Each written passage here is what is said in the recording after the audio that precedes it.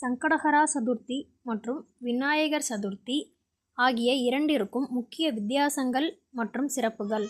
பிரதான வித்தியாசங்கள்: விநாயகர் சதுர்த்தி மகா சதுர்த்தி காலம் ஆவணி மாதத்தின் வளர்பிறை சதுர்த்தி திதியில் கொண்டாடப்படுகிறது.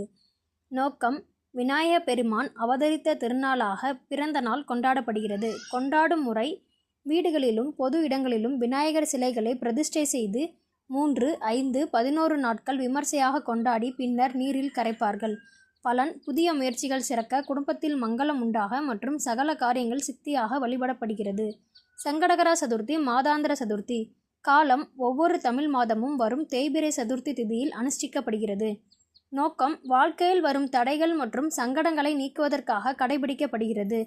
கொண்டாடும் முறை: மாலை நேரத்தில் விநாயகருக்கு அருகம்புல், எருக்கம்பூ சாற்றி சந்திர தரிசனம் செய்து விரதத்தை நிறைவு செய்வார்கள். பலன்: கடன்கள் தீர, கடன் தொல்லைகள், நவகிரக தோஷங்கள் மற்றும் தீராத துன்பங்கள் நீங்க வழிபடப்படுகிறது. எது சிறந்தது? ரெண்டுமே விநாயகரின் அருளை பெற உகந்த வழிபாடுதான். ஒன்றோடு ஒன்று ஒப்பிட்டு எது சிறந்தது என்று பிரிக்க முடியாது. விநாயகர் சதுர்த்தி ஆண்டிற்கு ஒருமுறை வரும் மகா உற்சவம். விநாயகரின் அருள் பெறவும் புதிய காரியங்களை தொடங்கும் இது மிக சிறந்தது. சங்கடகரா சதுர்த்தி ஒவ்வொரு மாதமும் வரும் பரிகார வழிபாட்டு நாள். அன்றாட வாழ்க்கையில் சந்திக்கும் தடைகள் மற்றும் சங்கடங்களை உடனுக்குடன் போக்கிக் கொள்ள இது உதவுகிறது.